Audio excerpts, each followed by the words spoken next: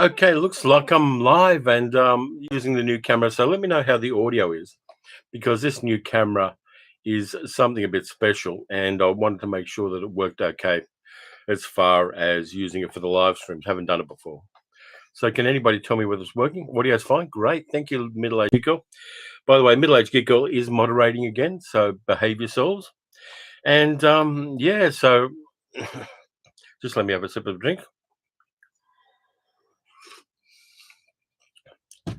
So this one's going to be a bit dodgy. This is kind of tightrope walking live stream at the moment because I have a sinus infection. Yay! Just sniffing some eucalyptus oil to keep it at bay. So if I cough a little bit, I'll try to cough away from the sound. Hopefully everything's fine. Hi Lee. Hi Darren. Hi Franny. Hi David. Yeah, so basically Viavision, an interesting company. They're the people who do the Imprint Blu-rays. Really nice company. They're doing some interesting stuff, but their parent company, Viavision, also sends me things apart from giving me the Imprint stuff. Now, I'm not sure whether there was a glitch in the matrix or what, but they sent me this chungus.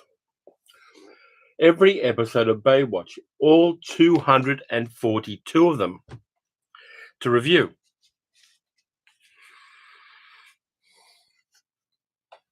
And I'm just reading the screen, so sorry about that. And so I thought I'd review it, and I'd never watched Baywatch. Baywatch wasn't on my radar. It went from 1989 to 2001. 242 episodes. I wasn't going to watch every one of them to review, because even if I took no breaks, that would take me 8 days and 10 hours. So I was not going to do that. Hey up, Keith. Yeah, so greetings from Yorkshire, one of my ancestral homelands. Have another sniff.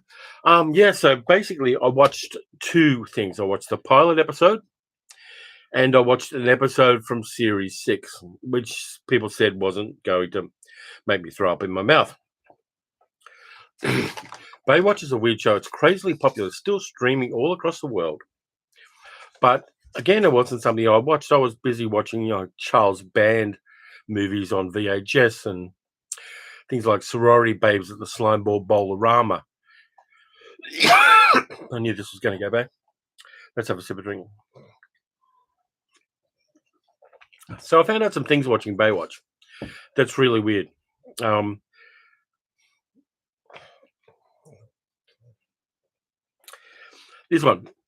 This doesn't include Baywatch Nights, which was a weird spin-off series after Baywatch, which was kind of like Baywatch meets the Night Stalker.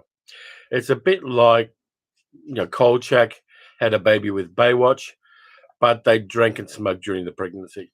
It didn't last very long, but this is the sort of stuff they were trying to do at the time. Excuse me while I medicate.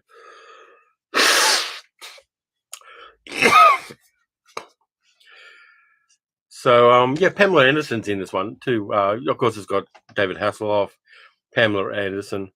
Pamela Anderson just did a documentary that's dropped on Netflix. I'm hearing good things about it. But, yeah, I've seen 3 things with Pamela Anderson. I've seen the Baywatch, the episodes I've watched. I saw Barbed Wire, and I saw a home movie she did with her husband. And none of those 3 have convinced me she could act. Yeah, KN says Baywatch, gold for the pre-internet team. It probably was, but there's some really weird things in the pilot episode. Things like there's a kind of divorce.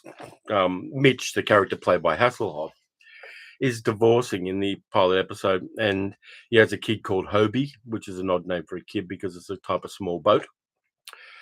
And he is arguing with his ex-wife, played by Wendy Malick, really fine actress, over custody, and his wife's going for full custody, and he starts playing the toxic dad shit. And I thought, no, this is too close to the bone for me. So I really didn't like that. So that's one of the things. And there's also a thing where Hobie is on the beach with one of his female school friends who wants him to rub kind of suntan oil on her back. And she undoes the back straps of her bikini. This is like a 13-year-old child doing this. It's crazily bad and crazily cringy. There's a term that young people use to describe this sort of cringe. It's a reinterpretation of the word cursed. It means used to express if something is cringy or unbelievably awkward. And to be honest with you, watching Baywatch, it's cursed. The pilot's also got Richard Jekyll. They chuck in a couple of decent character actors to kind of leaven the bread. And one of them is Richard Jekyll, who was in The Dirty Dozen. He was the kind of assistant to Lee Marvin training The Dirty Dozen. Fine character actor, did a whole bunch of good stuff. He comes in as an older lifeguard. He dies before the end of the episode, but they bring him back later in the series as another character for a number of episodes. So if you die on Baywatch, you don't necessarily die. It's like the MCU. So Richard Jacobs in there. Monty Markham, another actor who did some good stuff, particularly on television in the 60s, 70s, and 80s, turns up as Mitch's boss. And yeah, so I watched the pilot, and it's got an interesting sorry about this. It's got an interesting structure of Baywatch episodes. What you have on Baywatch is two parallel plot lines. You've got two different plot lines running at once, and they cross cut between them. The plot lines never meet up. They follow through to the end, and at best you get everyone sitting around in the headquarters at the end of it laughing about it. But they have two parallel plot threads. In the episode I watched, apart from the pilot, one plot thread was Pamela Anderson's character CJ got the measles. No, actually chickenpox. And she was spreading it around, and a whole bunch of these women wearing those kind of weird red swimming trunks with the high hip sides on them get chickenpox when there's a thing where Inside Sport is going to do a swimsuit model edition, and they're all going for the swimsuit model edition. The other plot is there's a monster off the beach which is attacking people and biting people. And it's not a shark. Turns out it's a saltwater crocodile. And so David Hasselhoff and two other remarkably undistinguished actors go into the sewers underneath the beach to trap a saltwater crocodile. Now, anybody I know in Northern Territory of Australia will tell you that's a stupid thing to do unless you're a professional. But it turns out that more through luck than anything, they get the crocodile. They're the two plot threads. So you've got those two plot threads. Yeah, Son of the Beach was better, but they've got the two plot threads. And the other plot thing you have is you have these long music video montages of really buff people running in slow motion on a beach, and women kind of preening themselves on the beach and all of that kind of thing. And they have like a 10-minute chunk of that in the middle of the episode just so that teenage boys can sort out their sexuality. It's a weird thing, and it's something that I never ever knew about. And now I've got, look how thick that is. That's like 9 seasons of Baywatch I've got sitting here. And thank you to Vivision for giving it to me. It was generous. Those things aren't cheap. I will post a link in the description on the live stream if anybody wants to buy it. Now, the other thing I've got a problem with the Baywatch thing is, and this isn't Vivision, this is the company they got the original masters for. Baywatch was done in like 3:2 aspect ratio, about that. They crop it so that it's 16:9. And 16:9 crops the tops and the bottom. So when they're doing those montages of the beautiful women slowly running along the beach, they cut off their heads. All you can see is like the torsos. And yes, I know about the male gaze, and they did that. But in the original, you would have been able to see the heads of the actresses running across the screen. You don't get that in this. You get really kind of depersonalized stuff there. Now, I mean, I'm all in favor of doing box sets of old TV series, whether it's Baywatch or whether it's The Fugitive or whether it's Have Gun Will Travel, whatever it is. I'm kind of cool with that, except for the fact that I am not cool having a hot beanie on in the summer. So I'm going to change to this one. So basically, it's the aspect ratio should be what the original aspect ratio is, and there's way too much of the Baywatch stuff and other series of that time being cropped to 16:9 to cater to a minority of the audience who don't understand what aspect ratios are. Once upon a time, I worked for Foxtel, which is one of our cable TV companies here. And every day, without fail, about the movie channels, we'd get calls from people with their like 3x2 TV sets in the day. They were cathode ray tube TV sets in the day. And they complained that there were black bars at the top and bottom of their screens when they're watching shit like Lawrence of Arabia. So we get all these complaints. People still to this day don't understand aspect ratios and how aspect ratios are necessarily going to perform on their TV screens.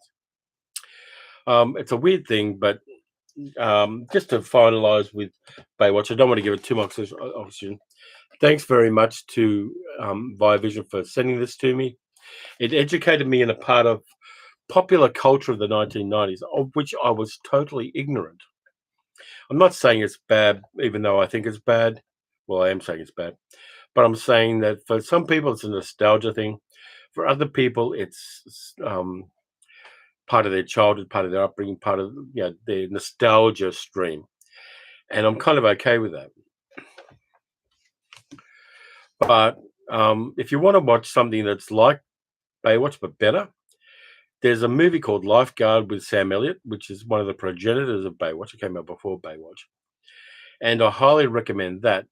And the other thing I'd recommend, particularly if you're kind of like me, is there was a guy called Andy Sidaris in the 1980s and 1990s in America, whose job was to direct football games for putting onto television. So he'd do all the big football games and things like that. Yeah, I watch so many movies that my eyes are aspect ratio 21:9. No, they're not, because I watched some Academy ratio movies as well. But anyway, Andy Sidaris, his day job was to film the football games and produce them for ABC. His hobby was to go to Hawaii on his vacation and make action films. And he made all of these action films, which are kind of have a Baywatch feel about them. Things like Malibu Express, Hard Ticket to Hawaii, Picasso Trigger, Savage Beach, and Hard Hunted. And the thing about these ones is they're basically really poorly done action films full of large-chested women who take their clothing off and shoot machine guns. And Andy Sidaris' movies are great. They're all on Tubi. If you go to tubi.tv, if you can get in your country, you can watch all of these Andy Sidaris action films, and they're like Baywatch without the censorship, but more crazy fun. One of the movies, I think it's Hard Ticket to Hawaii, has a mutant giant snake which goes around biting people. And they're highly recommended from that kind of sleazoid VHS era times. Hard Ticket to Hawaii, Picasso Trigger, what are the other ones? Let me have a look. Malibu Express and Savage Beach would be the four I'd go for. And if you're into Baywatch, they're the movies that you should be watching instead of Baywatch. Let's have a look at the comments. Quintessential California Girls Canadian. Yeah, Pamela, I think it's Canadian. And Wade, you're right. Lifeguard is brilliant. Baywatch hit the UK about the time I turned 13, says Ross. I suppose I did at least watch some of them for some reason. But in retrospect, my only real memory was the first Shark episode, which I liked. Oiler Greg says, yeah, Girls on Guns collections. I remember the giant snake. Yeah, there were these weird girls with guns videos that came out on VHS here in Australia, which were basically women in bikinis describing high-powered automatic weapons they were shooting. They'd stand there with them cocked on their hip, talk about the gun, and then shoot off these enormous SMGs and sniper rifles and all sorts of things, and Uzis and Ingrams. And I think it was basically there so that their boobs would jiggle. But Baywatch directed by Russ Meyer, the director's cut. Andy Sidaris was the Russ Meyer of Baywatch kind of movies.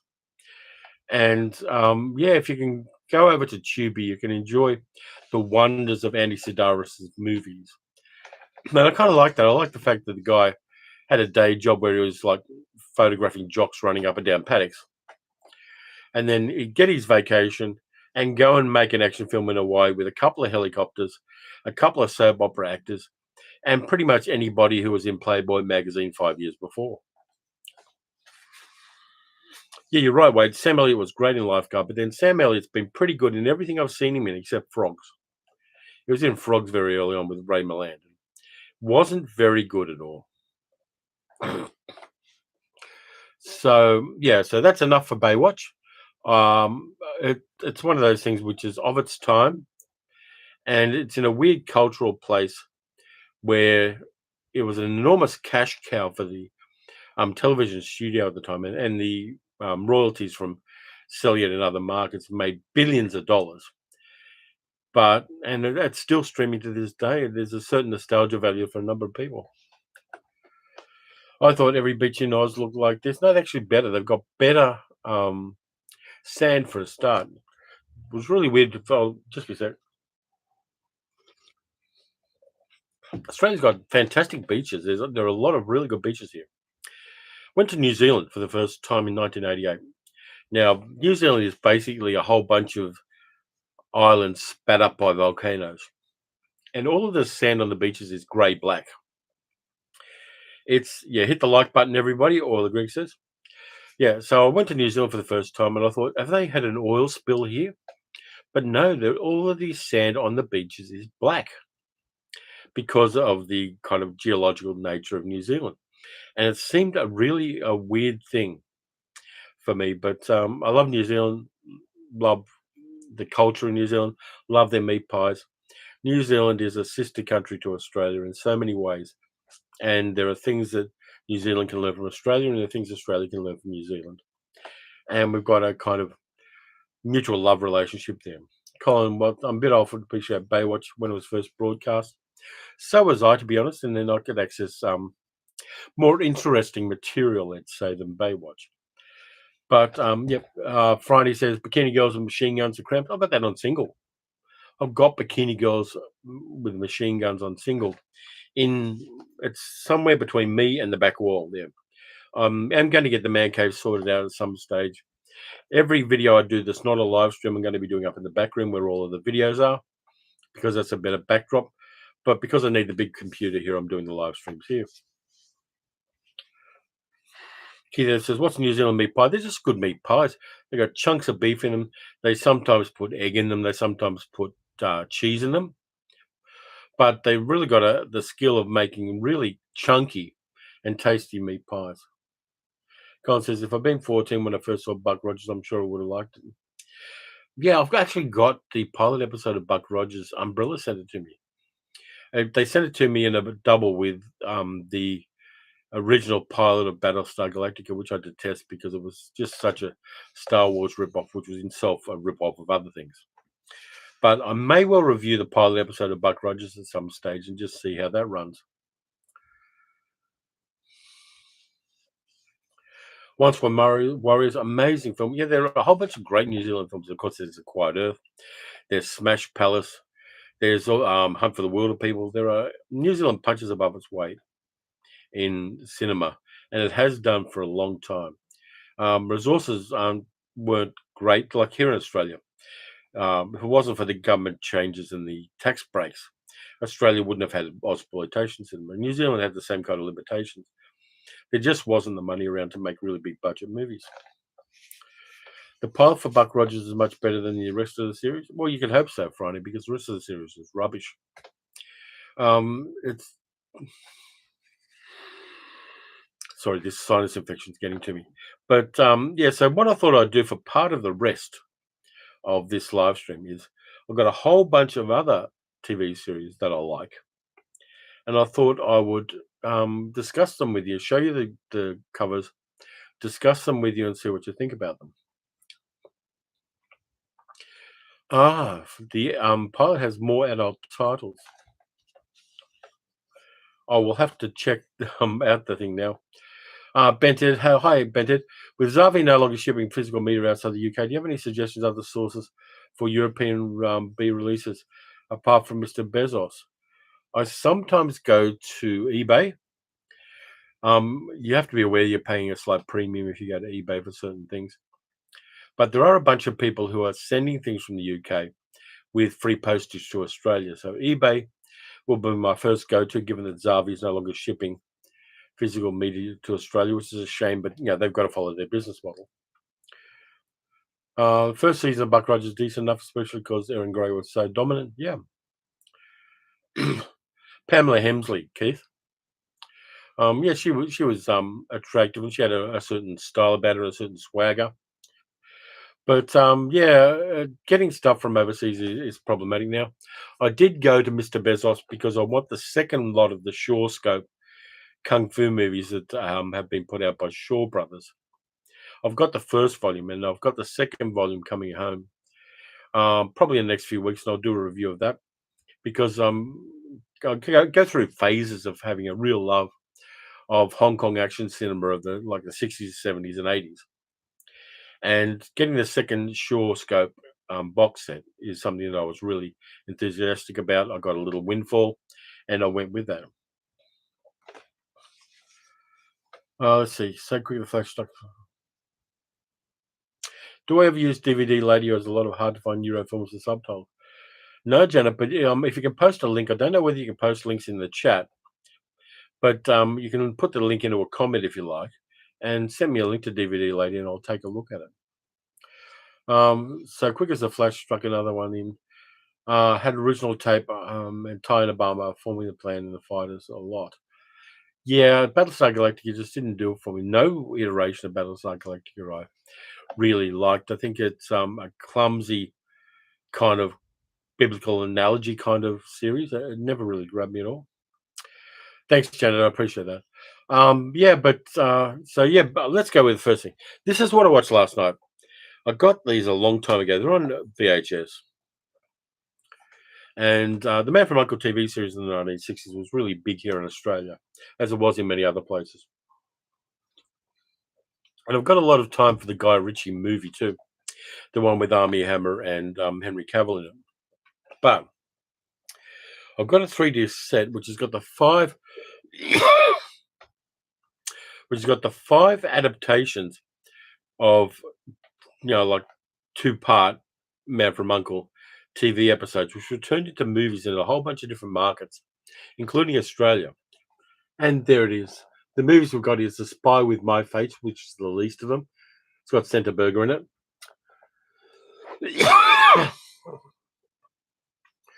One Spy Too Many, The Karate Killers, The Helicopter Spies, and How to Steal the World.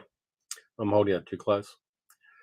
But yeah, those ones were fun to watch. I watched the first one, which is The Spy with My Face, where you've got like Napoleon Solo's got a duplicate, a guy who's got plastic surgery to look like him. It's a very clumsy episode, but some of the later movies were much better as the series progressed. And it's really weird because the setup for the first one, The Spy with My Face, has an initial scene of attacking a chateau where the bad guys are. And they go, Australia, outside Melbourne. And the cars are all left-hand drive, which we don't do. We do right-hand drive cars. And it took me totally out of that bit. And they got one Canadian actor in there that can kind of sort of do an Australian accent. American TV didn't serve Australia very well in the 1960s. But these ones are kind of worth it. You get like 2 episodes on a disc. They're kind of like that. But and there are some special features, a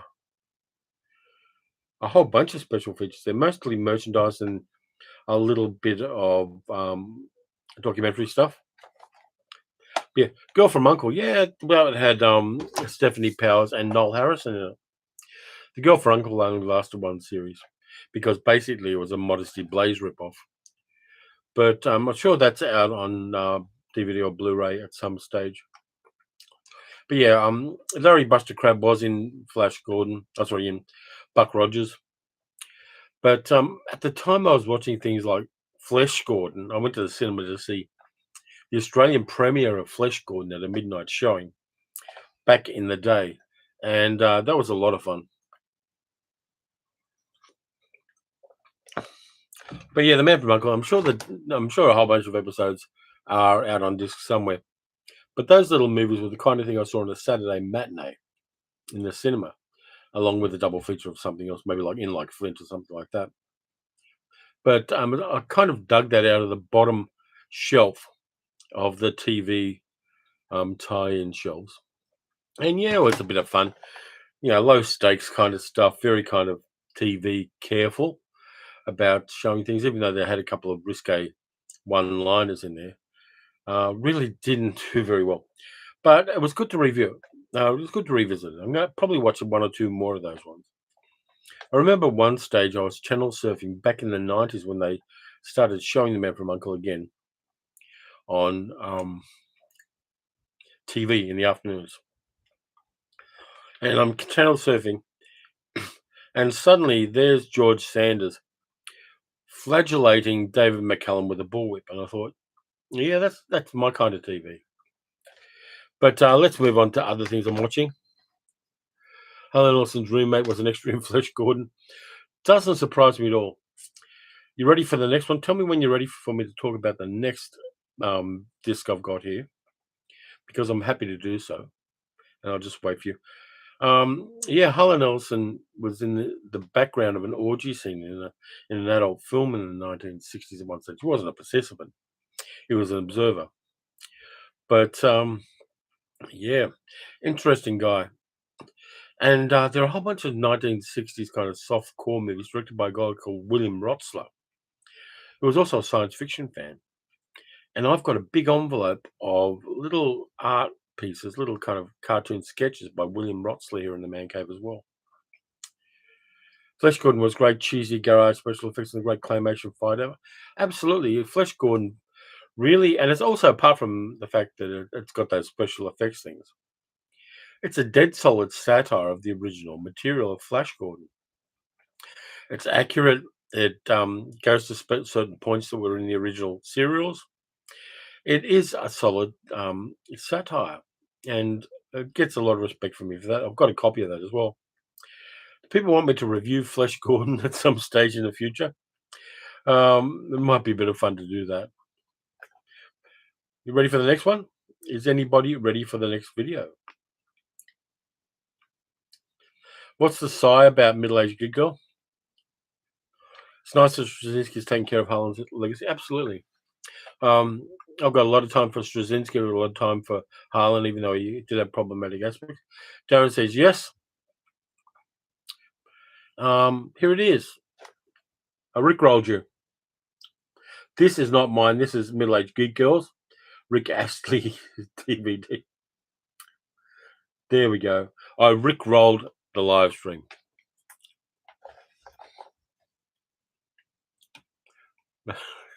Getting no reaction to that at all, which is as it should be. Okay, let's see what else I've got here.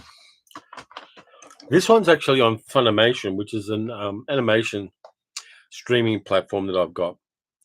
But yes, middle-aged good girl, I did go down like a lead balloon. Take care at 68, thank you. And I'm not going to give up on you guys either. I'm not going to let you down and desert you. I've only got this on volume 1. Have I ever watched Johnny Staccato? Yeah, Cassavetes. How can you not love that? I don't have it, but I've watched a few episodes on YouTube.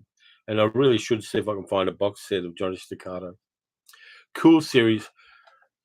Jazz musician, detective. What can you not love about that? Speed Racer.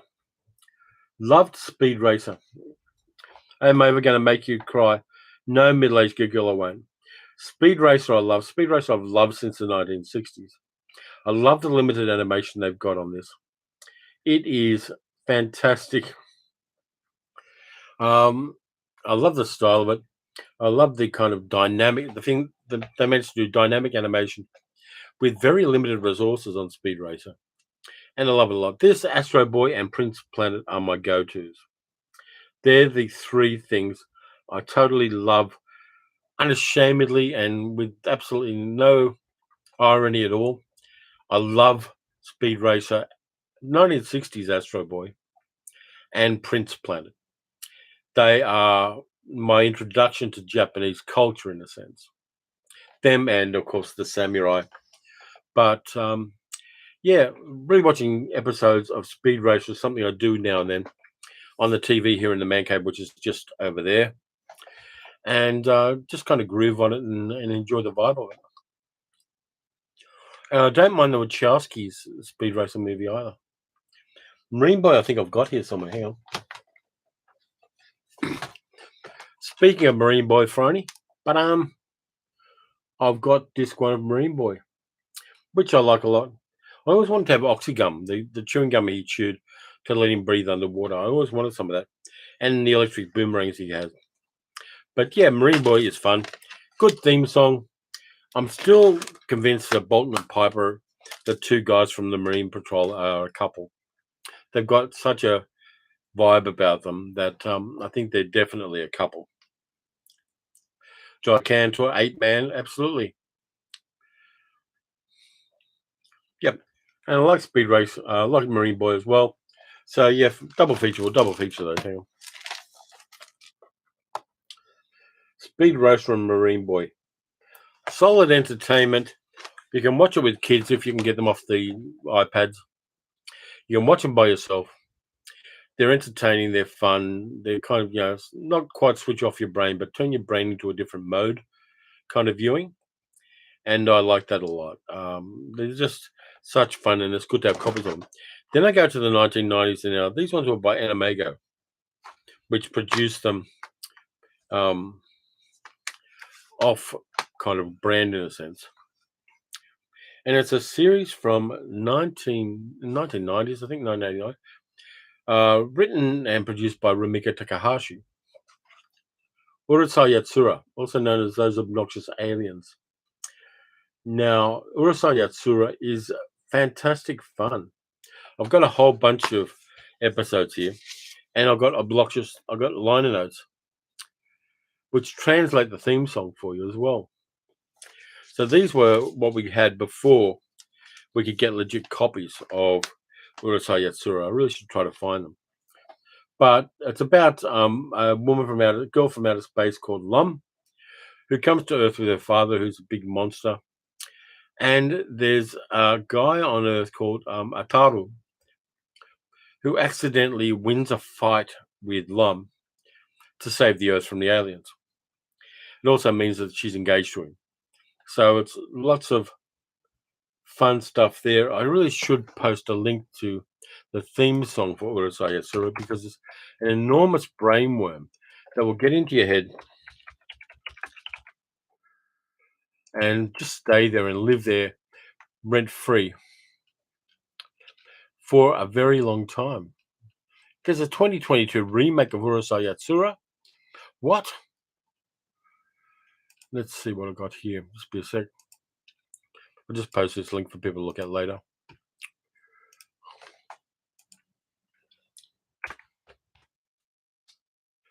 There was a Scottish band called Urusei Yatsura. Rainbow was on the show in the UK on Saturday mornings. Which Scottish indie band are we talking about? What was the name of the Scottish indie band that we had there? But anyway, the other thing I've got as far as anime is concerned is I've actually did a video about this and it got a copyright strike, so I had to edit the hell out of it. Way back in the day, this was like 3 years ago.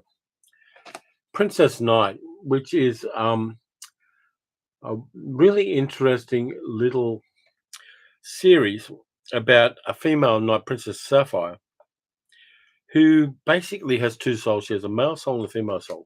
So she's like gender non-specific in a weird way. And this one, of course, is by the same guy who did Astro Boy. And Princess Knight, let me just get the covers out because they are quite cute. Princess Knight I like a lot, even though it does say Princess Knight. But Princess Knight is a wonderful little series. It showed here in Australia a little bit, but it's a kind of a fairy tale kingdom kind of thing with lots of sword fighting and people trying to put the Princess Sapphire into certain gender roles, and she doesn't like it because she was born with two souls. Interesting thing, and very, very early, non-gender specific kind of protagonist in a really nice way. Is everybody looking at the Urusei Yatsura theme song and has gone off the chat? So let's see what we got there. But yeah, but your Princess Knight I like a lot. I'm really glad I found it. Middle-aged geek girl found me a Funko Pop of Princess Sapphire, which was very expensive. But there are certain tokens of our childhoods that we want to retain and still have some connection with, even as adults. And things like these Japanese anime are definitely that for me. They're kind of me recapturing the good parts of my childhood in some ways, and I appreciate doing that. Professor Strangefinger, hi, how you doing? Science Ninja Team Gatchaman. It did get repackaged as Battle of the Planets. Yep. But yeah, our relationship with things we saw as children is an interesting one. Yeah, I caught you all agree. Yeah, it's great. I like Urusei Yatsura's themes. I like the animation from it. It's so much fun. I actually picked up a couple of small figures of the protagonist in Urusei Yatsura Lum when we were in Japan in 2019. We hit Akihabara and Nakano Broadway. I picked up a couple of nice things. The Eighth Man was great too. Yes, I did divert my own audience elsewhere. That's a lesson learned. That's a poor life choice that I'm going to have to just accept, middle-aged geek girl. But everybody knows this one. You're going to like this one. The cartoon again. Not everything I've got is a cartoon here, but this one is. Cool McCool, the complete series. Cool McCool is fun. 1960s. Yeah, Ross, definitely track down the Urusei Yatsura. In fact, they got a 2022 version of it. I'm going to have to look that one up. Why did kids today grow up watching repeats of old TV shows and cartoons the way I did in the early 80s, Ireland? Probably not. People are going to find things their own way. There are a whole bunch of younger people that are just discovering older media. In fact, there are YouTube channels where people do reactions to older media that they don't quite understand. So there are people who are willing to kind of deep dive into cinematic and television archaeology. So, a certain number of people are. Yeah, David. Um, yeah, Cool McCool. Definitely fun. Really dodgy secret agent, kind of a James Bond pastiche in a way. But Cool McCool was on TV all the time, along with other things like Milton the Monster. Cool McCool showed up so many times on Saturday mornings. I was actually thinking this morning because I get up, I grab my coffee and breakfast and things like that. And then I watch YouTube videos of channels I've subscribed to. And they, in the 21st century, have become my Saturday morning cartoons. And they're the ones that I'm kind of watching. I'm thinking, yeah, I used to do this on Saturday morning with cartoons, and now I'm doing it with YouTube videos from people who do barbecue and people who travel through Japan and people who cook food outdoors in Azerbaijan. They're the new things. Banana Split series and the horror movie made about it. Yeah, I mean the horror movie you got to let it be itself. It's like there's a new Winnie the Pooh, Blood and Honey, which Umbrella are putting out here in Australia because Winnie the Pooh has become public domain. And they made this dark, grim, low budget horror movie about Winnie the Pooh to try to get ahead of the curve on the public domain thing. That can be a thing of its own without it necessarily spoiling people for the Disney stuff or the original books. It's in the public domain. People are going to make variations of things when they're in the public domain, particularly if they can make money on it and if there's an audience for them to produce things for. So Winnie the Pooh, Blood and Honey, I've got no problem with it all. Haven't seen it yet, but I will be seeing it, and I'll probably review it. But that stuff happens. Professor Strange, I love the Brady Bunch and Gilligan's Island when I was a kid. There weren't many viewing choices back then. I'm going to do a confession here. I hated the Brady Bunch because my father got custody of me when I was a young kid, and we moved in with his girlfriend and her kids, and it was a nightmare because of the person my father was. And so I thought it was an incredibly fake show when I was a kid because it showed a blended family that wasn't antagonistic and horrible and worse than anything Stephen King ever thought up. So for me, Brady Bunch was always dishonest and cruel to show a utopian version of a blended family when the version that I was living in was very much not that.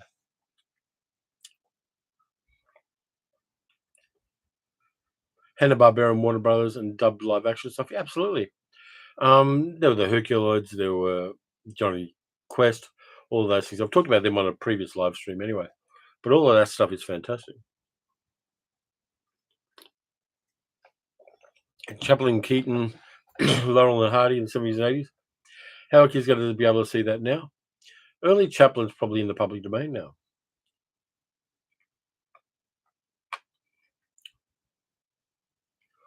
Mighty Hero, Secret Squirrel, Batfink, Courageous Cat and Minute Mouse. Yeah, them too. I watched them as well. In fact, I think I've got Batfink on DVD.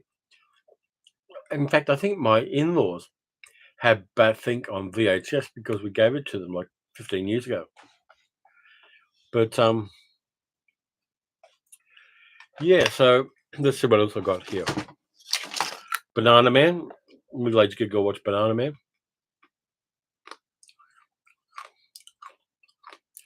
Yeah, never liked the Brady's. Like true vanilla for me. I was always kind of edgy with things.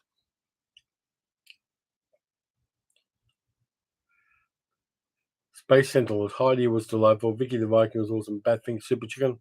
Super Chicken's great. Groovy Ghoulies. Middle-aged kid go absolutely. I bought you the Groovy Ghoulies. Kids won't see that stuff when they get older. But when they get older, they will. I never would have watched the silent movie when I was young. Absolutely. It's one of those things where you can't force feed kids the media you enjoy, like their Strasbourg gooses or Strasbourg geese. You got to let them find it. Leave it lying around. Put a sandwich under it. Well, they may watch it. Let's see what else we've got. We've got a few other things. Now let's have a look at the time. Yeah, doing fine for time. Plenty of time. Got a whole bunch of stuff here. Let's move some things aside so I've got some room. Okay, another random thing from the man cave. Octopus.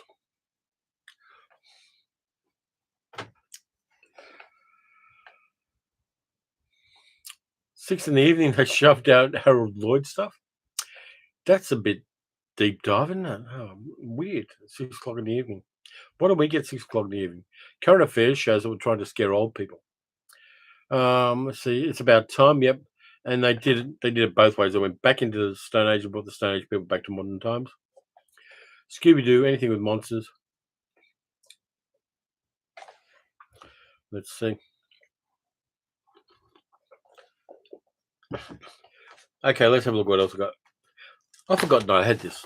I was actually looking at it online, but I do have it. And it's actually been released by Viavision, who sent me the Baywatch.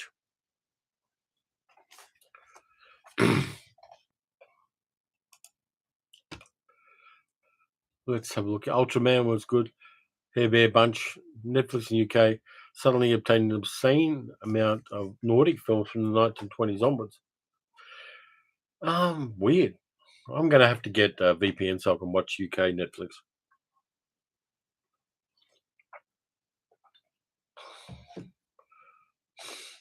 Yeah, introducing Americans to things that are going to blow their minds is always fun. But this one I liked. I actually liked it when I watched it in the 1970s, even though it scared the shit out of me. I found out I've actually got the full DVD box set of Night Gallery. Rod Serling's Night Gallery. I love the paintings in Night Gallery. I think that if I could put anything on the ceiling of the man cave, it'd be the paintings from Night Gallery. Fantastic. Lots of great character actors. There are some audio commentaries from Guillermo del Toro and Night Gallery historian Scott Skelton and Jim Benson. Bonus episodes from the series. Sally Field, Vincent Price, Lindsay Wagner, Carl Reiner. Night Gallery is just such a wonder. Yeah, Green Fingers was the best Night Gallery episode with Elsa Lanchester and Cameron Mitchell in it. Scary as hell. I rewatched that one about 2 years ago. Still scary. Still holds up well.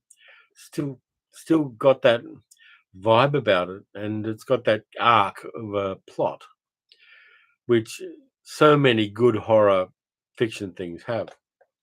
Of the greedy bastard who wants something that a kind of underprivileged person has, and goes to extraordinary lengths to get it, and then revenge happens.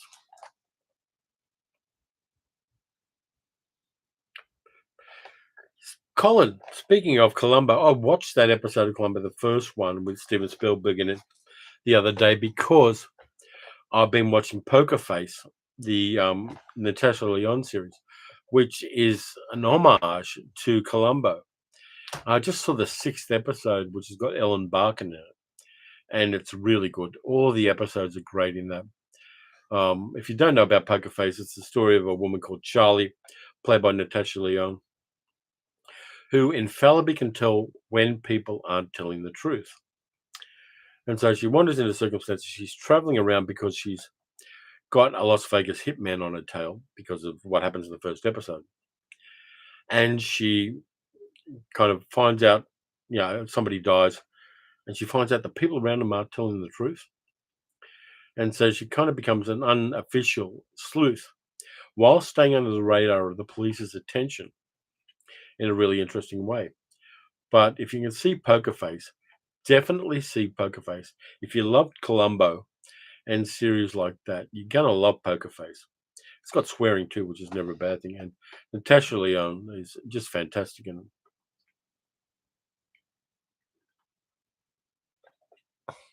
Yeah. But Night Gallery, there's nothing not to love about Night Gallery. It's got the funny little bits, the kind of interstitial bits that were funny. It's got some seriously creepy and wonderful stuff. It's got the creepy narration by Rod Serling. Really fantastic stuff. I'm going to have to dive in and watch some more episodes of this. Definitely, Colin, add Poker Face to your list. You're not going to be disappointed. And the good thing is that when the titles come up in an episode of Poker Face, it's all done in the same font and the same style as the titles in a classic Columbo episode, which I really like a lot. Hang on a second. How's that? I can adjust things. I can even do this. And induce nausea in my listeners. So let's see. I'm going to have to zoom out a bit. That's about right. Let's stop that. It's like a 1950s Western where you kind of do hand signals to the First Nations American people using this smartphone, kind of webcam. Natasha Lyonne, absolutely. Never really cared for Columbo, Modern Streets of San Francisco, Y5O, and some others. Y5O never grabbed me because Jack Lord was such a shit wooden actor. And Jack Cassidy was the murderer in the pilot. He was murderer in 3 different Columbo episodes. But he was the murderer in the pilot episode as well, the one that Spielberg directed. And what I've seen so far, I watched a few of them. I watched one where Robert Culp was the murderer. I watched one where Jack Cassidy was. And I watched the one where John Cassavetes was. Yeah, Quincy was pretty good too. Quincy turns up on free-to-air television here in the afternoons on one of the secondary free-to-air channels. But I won't watch it because I can't stand commercials, and the commercials are for things I would never buy. So I don't like that. Yeah, Jack Lord was nearly the lead in Star Trek. He would have sunk Star Trek in a season. Yeah, Columbos aren't whodunits. Columbos are How to Catch them. That's the thing. They subverted the paradigm of detective things by going, yep, we're going to show you this murderer, and we're going to show you how they murder them. The task now is to see how Lieutenant Columbo finds out about it.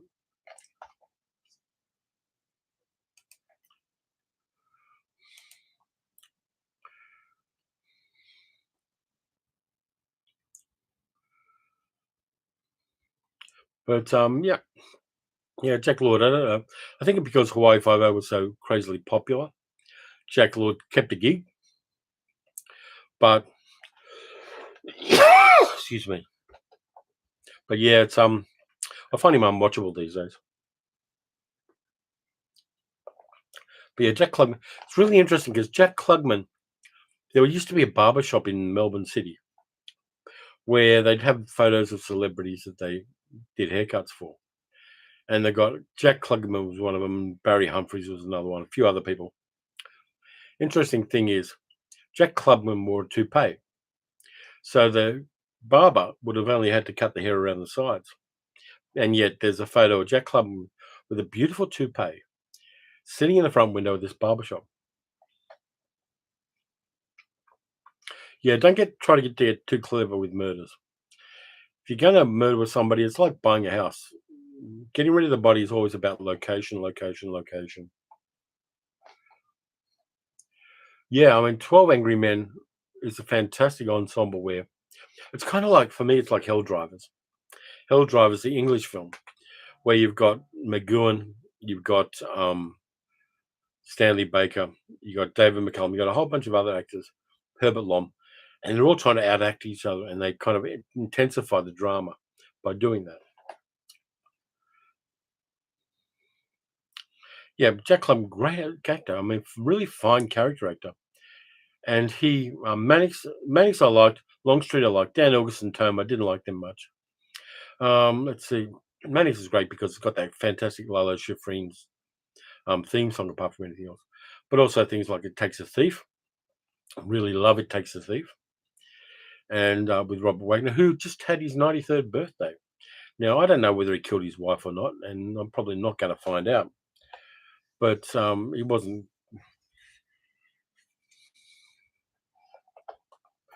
Middle-aged geek girl, do you want to let a cat in? Because we've got a cat clawing at the back door. But yeah, don't forget to take out the teeth and shave the head. But yeah, I really okay. Thank you. But yeah, all of those TV shows, there were a lot of shit ones. To be honest with you, there's always that 90% of everything is shit. Sturgeon's Law kind of thing. Have I seen The Prisoner? Yeah, I've seen The Prisoner. I got The Prisoner. I've also got the graphic novel, and I've got two of the novelizations of The Prisoner as well. I don't think they need to bring it back, Giant Ball Monster. I think let it be what it is. Remaking it has so many problems, and the one with Jim Caviezel in it was total shit, of course. Just let it be what it was, what it is of the time it is. Sometimes you've got to tell the next story and not keep retelling the last story. I think that's a rule of thumb that too many creative people just don't do. I want to see new stories. Things like The Peripheral, the Amazon series based on the William Gibson novel, is getting a second season to wrap up the story. Fantastic. Good, solid world building, interesting science fiction premise, solid acting. And the future it has in it, the one half of it set in the future, is really, really interesting. So, new things based on solid intellectual properties are, for me, where all of the taste and the nutrition lie in media in some ways. I just binged The Peripheral, and if you haven't seen it, you should. It is something special in the same way that The Expanse was something special in science fiction genre. It really does everything just the way you'd want it to be done. And it's got the approval, of course, of William Gibson, the original novelist. And by the way, William Gibson's a nice guy. I had a couple of chats with him back in the 80s. Very nice, very gentle guy. American, moved to Canada, adopted that kind of Canadian politeness. Nice fella. I hear good things about Lockwood and Co. Friday.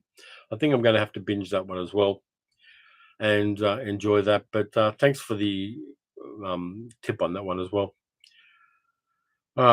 Giant Bomb Monster, the Peripheral series was filmed down close to me. I'd never heard of anything being filmed there before.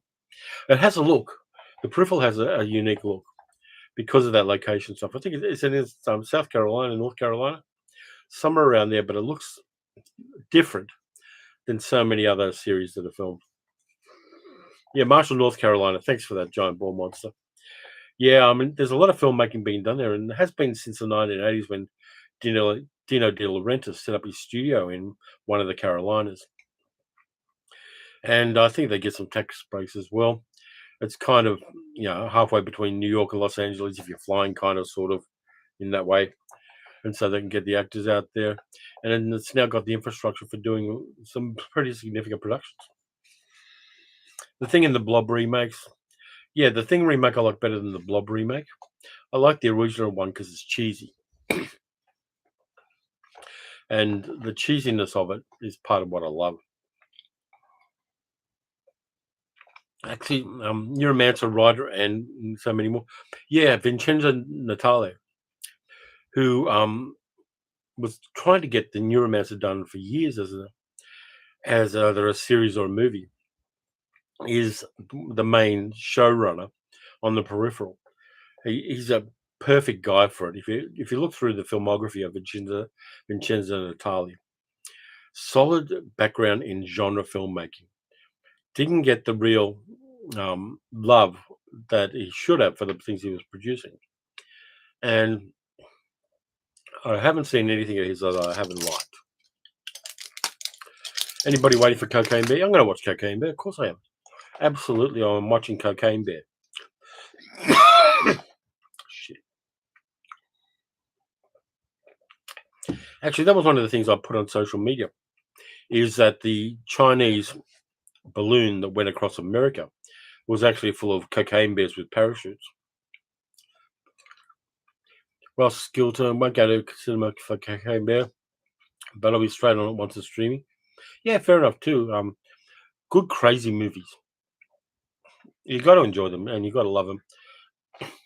And increasingly, I love filmmakers who are audacious, who just kind of run with things and go balls to the wall with crazy concepts. I like that kind of thing. I don't like careful filmmaking. I like edgy filmmaking. Now, in that way, I'm not saying things that are rude or abusive to any people that shouldn't be, abused. But edgy stuff with crazy concepts, I love. Someone Makes Sinners by Pat Cadigan. Yeah, Pat Cadigan's a Facebook friend of mine. She's lovely. Every birthday, everybody who's a Facebook friend of hers, and of course she's at the limit of 5,000, she sends them a birthday greeting on Facebook every single year. She's gone through some incredible health issues. She had cancer. She's come back from that. But Pat is lovely. She's the kind of person that you'd want to sit around and have a coffee with. And also an incredibly fine writer. Thanks, Wade. I'm glad I got you on that one. But yeah, what would be really great is you'd have a crossover between the Chinese balloons and Jordan Peele's Nope. Now, I know that American missiles can take out Chinese balloons, but can they take out the thing in Nope? That's the important question. Yep, you get your birthday spanks from Pat Cadigan every year, Friday. It's a wonderful thing, and it's something I look forward to on my birthday, particularly. David Cronenberg and Brandon. Haven't seen Infinity Pool. No, I haven't. I haven't seen Crimes of the Future, the second Crimes of the Future yet either. I might wait and kind of sit back and double feature Infinity Pool and Crimes of the Future. I'm looking forward to both of them. I did see Possessor, which is Brandon Cronenberg's previous movie, and it is definitely worth checking out. Very disturbing, interesting concepts. And Andrea Riseborough is really good in it as well. But yeah, cyberpunk stuff. I was into cyberpunk when it was fashionable. This one's kind of weird. There are all these paranormal things. One Step Beyond from the 1950s, which has got all these creepy little half-hour stories. Narrated by a guy called John Newland. But the interesting thing about these, there were 70 episodes on this disc. You see a whole bunch of characters before they were famous. Let's have a look here. There's lots of ghost stuff and supernatural stuff and things about people predicting the future. Hackers is dumb fun. Absolutely giant ball monster. A lot of fun. Young Angelina Jolie, Matthew Lillard in it, I think, as well. Yeah, it always claimed the stories were true, but on the other hand, so did religions.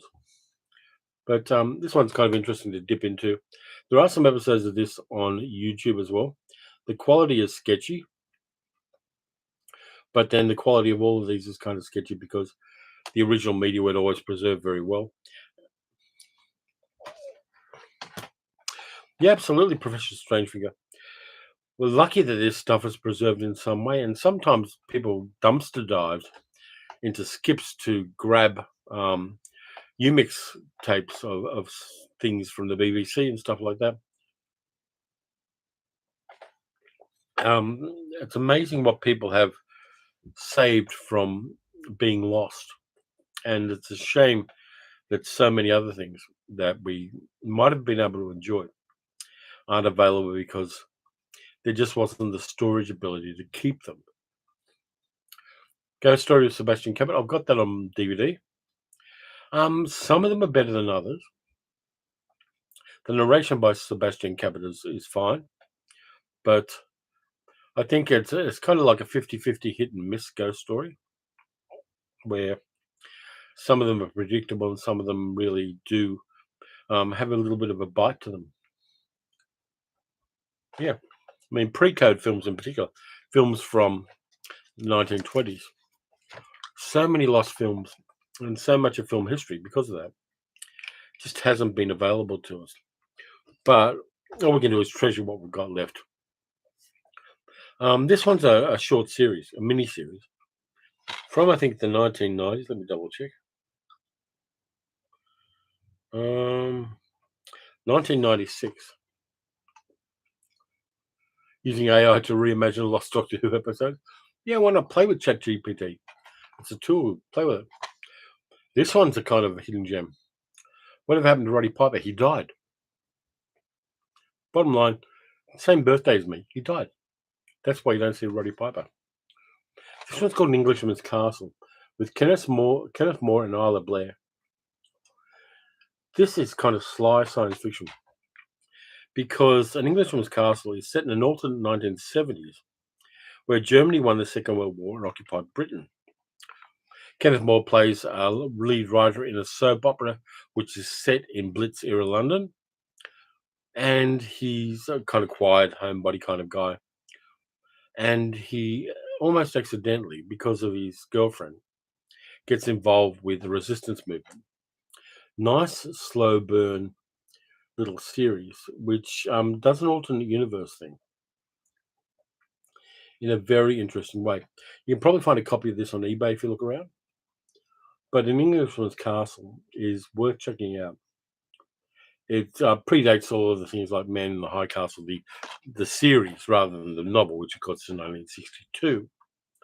But An Englishman's Castle is another look at what it would be like living under a Nazi-ruled Europe. Yeah, think about it. Yeah, it is. An Englishman's Castle was good. I only found that a couple of years ago. I heard about it, and you hear about things when you're reading reference books. Go the Way Out series with Roald Dahl. Got to see one with a light bulb-headed woman in a carnival. Creepy show. How I've heard about it, but I haven't seen it.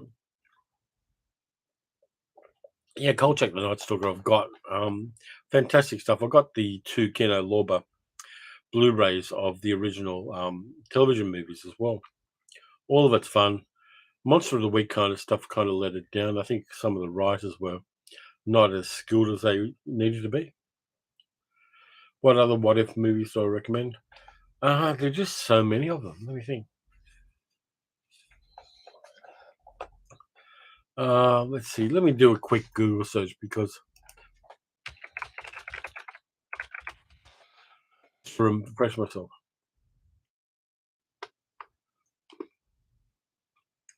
There's a Christian movie called What If. There's that. Let's try alternate universe movies. Let me see what I can find for you. If I could spell it, it would help a lot.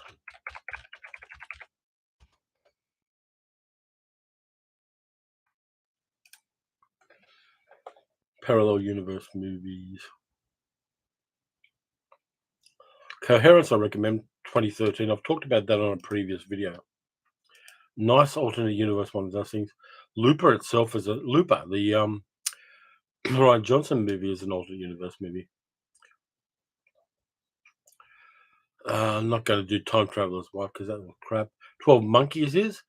Primer is. Predestination, the one based on Highline's All You Zombies, is definitely one. Sliding Doors, of course. Hot Tub Time Machine 1 and 2. They're fun. And you could even consider the Terminator movies to be alternate universe ones. But offhand, I can't think of anything particular that stands out, but there are around. And finding them is something you've got to kind of, yeah, Scream and Scream Again is fantastic.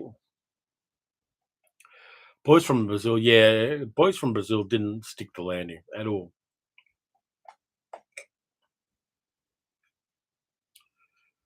Just going through the chat here. Atlas Shrugged is, yeah, really poor. That's actually on Tubi. All of those 3 Atlas Shrugged movies that were made by libertarians on like $5 million budgets who didn't know how to use green screens are really, really bad. But they are on Tubi, and you can check them out there for free. I wouldn't recommend you pay for them in any way. But the Atlas Shrugged movies and anything based on Ayn Rand, except The Fountainhead. The Fountainhead is crazy melodrama. It's from the 1940s with Patricia Neal's in there. Sorry if there's phone in the background. That's probably middle-aged geek girl's parents calling us. But yeah, the one with Gary Cooper and Patricia Neal. It was a movie you should watch. It's over the top craziness, The Fountainhead. Where's the cat? Luna has gone up. She's got this cushion that's right, that room that I fill with all the videos in it. I keep the door of that room open. And there's a blanket in the doorway that I've got to step over every time I go in that room. And that blanket is Luna's spiritual home.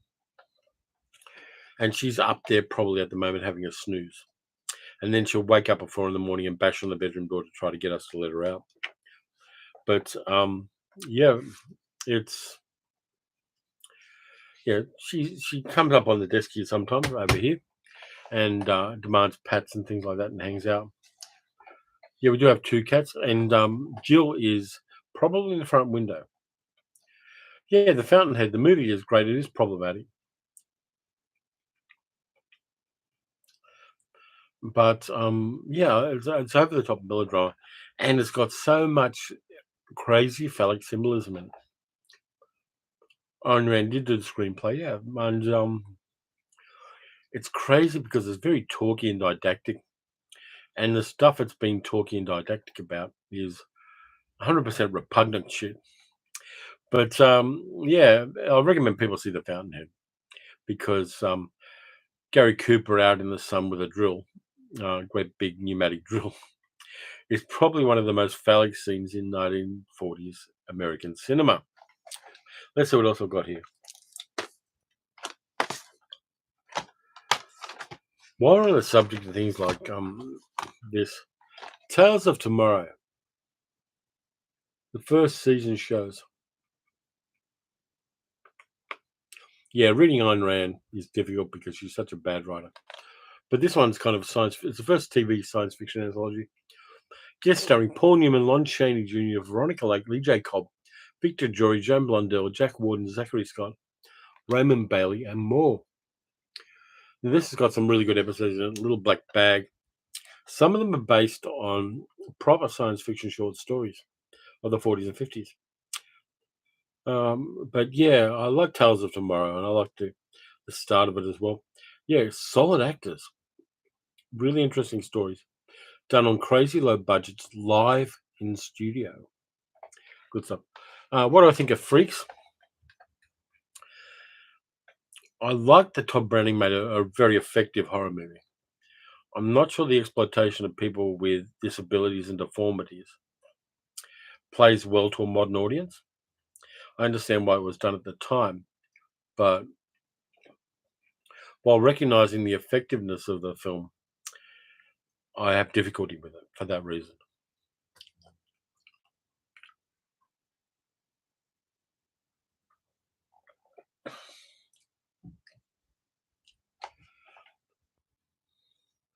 Yeah, I just don't like Ayn Rand stuff.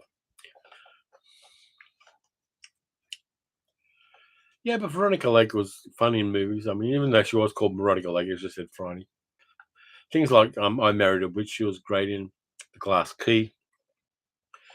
Very effective in certain kinds of roles that she kind of aged out of, unfortunately. And I think she had some alcohol issues as well. But of her time, she was great with it. This one's an English one, which is kind of cool. From the 1970s, Mystery and Imagination, which is great. It's got adaptations of Uncle Silas, Frankenstein, Dracula, The Suicide Club, Sweeney Todd, and The Curse of the Mummy, done for English television. And it's got great actors in it. Let's have a look. Denholm Elliott's in there, Patrick Moore, Freddie Jones. These ones of this particular era. Let me just get out the cover. Hot iced tea. Yeah, I'm actually drinking just normal tea in a cup.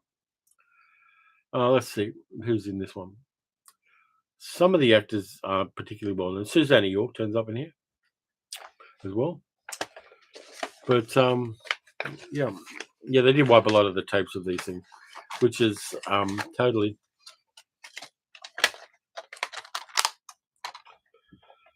Weird thing is that this particular version misspells Frankenstein.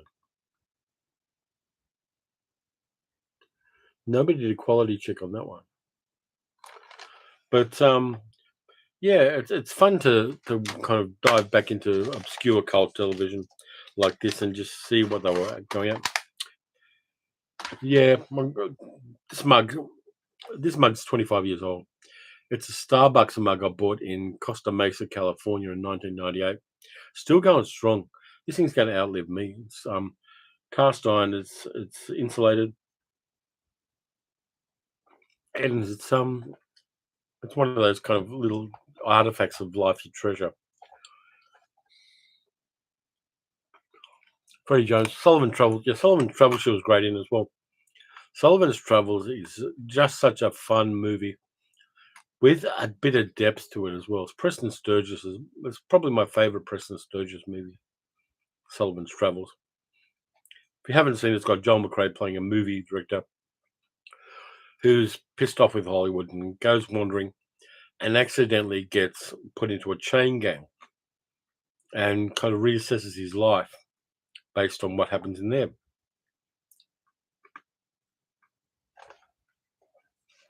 If you haven't seen Sullivan's Travels, it does have a Criterion release, and I think it's justified to have a Criterion release because it's just such a lot of fun. Oh, by the way, I've got to announce the people who won. Let me just go here. A couple of videos ago, had a competition for the best comments. Brian Gulliver's Travels. But anyway, could you get back to what I was saying? Yeah, absolutely. Way with a little section. But anyway, I'll just read you out the two comments that won the discs. The first one's from Ian Morrell, whose comment was, "This is about the King Kong Lives movie." Straight away, my mind went to, how does King Kong get the anticoagulant therapy for his artificial heart after he's escaped? A 2020 article in the British Medical Journal titled "Warfarin in Patients with Mechanical Heart Valves" states that an INGR target range of 2 to 3. Am I overthinking this? So basically what Ian's done there is looked at King Kong Lives and the fact that Kong had an artificial heart and decided which medication he needed for his artificial heart. And Ian, I'm going to contact him, but he wins the Exploitation Classics Umbrella Entertainment Blu-ray of Money Movers, which Umbrella sent me a spare copy of. This has also got a comic telling the story of the movie inside it and the movie poster as well. So I'll be in touch with Ian about that and get that. And if I get any future things to give away as well, I'll be doing more competitions. The other one was... sorry about this. The other one was Colin Watt, who wins Sons of Steel on Blu-ray. His comment was, what day can be complete without the dulcet Antipodean tones of the internet's greatest movie critic, delivered with charm insight, and grace from a handsome countenance that the angels themselves will weep to behold. Tears of ecstasy that God's creation could harbour such majesty. Basically, he was sucking up to me. A little like middle-aged geek girl picked these comments out. But anyway, he gets the exploitation classic Sons of Steel on Blu-ray. So terrific stuff. Sons of Steel, I recommend. It's crazy fun. It's mad AF. So congratulations, Colin. Send me a DM or something. Actually, here's the email address.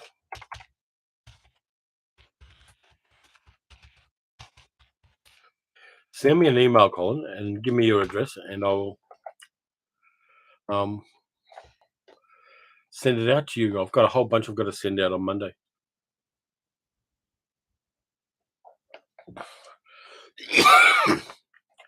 3D movies have been a gimmick for decades. What I think the next one will be, Dean? I don't know. Let me think. 3D movies I don't particularly enjoy. I don't think there's enough value added to a 3D movie. I think VR movies might be an interesting thing, though you have to find ways to draw people's attentions to certain places in the VR. I think that all of these gimmicks are kind of secondary and long term. They're not things that add too much to cinema as an art form. I mean, the gimmicks, like I said, they're gimmicks. And gimmicks are there to draw you in. They're not there to be the mainstay of the story. I mean, when I saw Avatar 2, I didn't bother with the 3D because I didn't really care enough to do it. But I think for cinema in general, movies, excuse me for a sec, the Mystery in the Wax Museum was in House of Wax was in 3D, but Smell-O-Vision for John Waters Polyus. Interesting you say that way because the original Teenage Mutant Ninja Turtles movie is being released by Umbrella soon, and they've got a scratch and sniff cover on it, which smells like sewage because, of course, the turtles live in the sewer, and people are in love with that as a gimmick. I think gimmicks for movies are more going to be about the physical media than they're going to be about the technology of the film itself.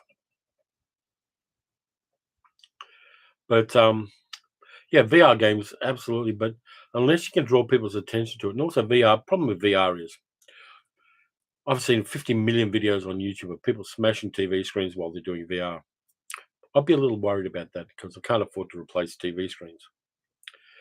Yeah, all of those William Castle gimmicks were fine of their time. But I think the value added we're getting in a whole bunch of these weird releases of movies on physical media to kind of encourage people to still buy physical media are the way to go. I like what they do. And there's a box set of the Terrifier movies. If you don't know what that is, it's a new kind of low budget series of horror films, which are very popular with the TikTok generation. No, well, Scratch and Sniff is there to sell the movie, Dean. It's not a bad thing. But sinus infections suck. But yeah, when you play virtual reality, you need to be well away from it. I mean, for preference, you need to be sitting in a chair, or a swivel chair, or something. But yeah, VR movies and gimmicks in films, I don't think we necessarily need them. I think we're finding new ways of storytelling. The MCU doing a kind of shared universe that's a mosaic of different kinds of stories all set in the same universe, or a number of universes in this case, are kind of interesting. Interesting to see what James Gunn does with DC. I think he's got the chops to do some interesting things. He's pissed off a lot of fanboys, which probably means he's doing the right thing. But yeah, the storytelling changes. And the thing is that once upon a time in 1998, very famous actor was at a press conference with like 8 people, very famous actor, talking about how cinema is a crazily young art form.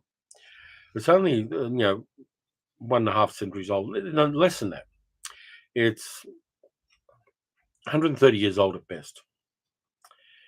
And we're still learning how to tell stories with cinema because we're still learning the vocabulary and the ways to do it. And 130 years isn't that long compared to music or theatre or art. And so we're still learning how to do that. Now, let me know if you want me to tell you who the actor who said that was. Yeah, Matt with John Goodman's good, but I want to see whether people want me to talk about the actor who told me that cinema is a very young art form. Friday, Kevin Spacey. I went to a press conference and met Kevin Spacey in 1998. Thought I'd spring them. It wasn't Turd Ferguson, middle-aged geek girl. I knew you'd throw a Turd Ferguson in there, not Jeffrey Rush. It was a different problematic actor.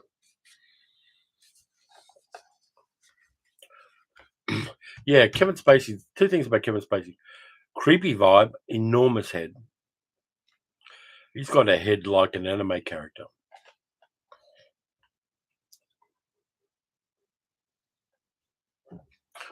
But yeah, he was out to. He directed a movie in '98 called Albino Alligator. And he was plugging it around the film festivals. 6 months later, he won an Oscar for American Beauty, I think it was. Well, whether we like him or not, I think he's the vibe really confused me at the time. Ross, it was Kevin Spacey. But yeah, that vibe he was giving off confused me at the time. But I understand it better now. Let's see what else I've got here. This is an old school one. People are going to like this.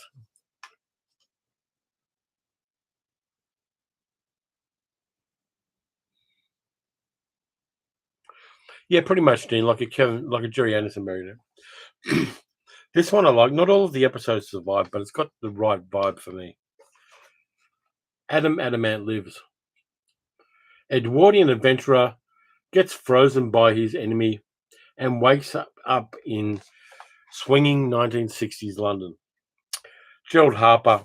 This is a hidden gem, cool, steampunky TV series, which people should try to find a copy of. Madman put this out about a decade or so ago, and rewatching the episodes is a lot of fun. Low budget, but seeing an Edwardian adventurer in swinging 60s London was a lot of fun. And it's got its tongue firmly in its cheek. And I like it.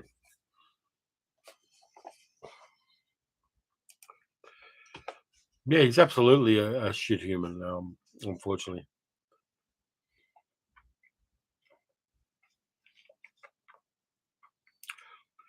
Yeah, Adam Adamant is people don't talk about it enough. I think because it's in black and white and because it doesn't star any famous actors, it doesn't get a lot of love. But I don't think it needs a Blu-ray release particularly. Scaling it up to Blu-ray is not going to be doing it any favors.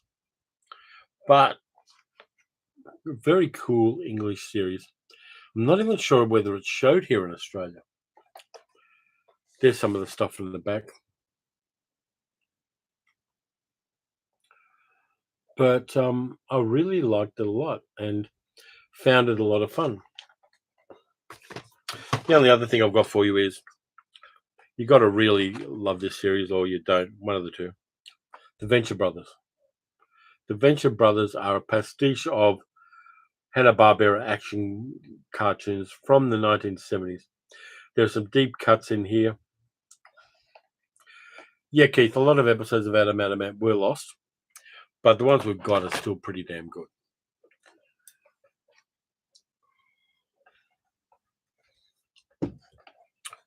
By the way, super chats are okay too if people are interested. But yeah, the Venture Brothers, if you haven't seen the Venture Brothers, you should. See, it's got an R18 rating, so you know it's good. Absolutely. Hi, Damien. How you doing? You're woken up, mate. Damien's in Western Australia, which is 3 hours behind us. But yeah, go Team Venture. And Damien collects more things than I do. He's a crazy film buff. What I think of colouring old TV shows, don't bother. You don't need to. Colouring old TV shows, for a start, the cinematography is designed for black and white. It's the same with old movies. So it's not going to look quite right. Yeah, you can put certain algorithms through it and make it look better, but turning TV shows and movies into colouring books is not something that I'm particularly in favour of. I think let them be as they are and let people adjust to them rather than adjusting the movie to the prejudices of people.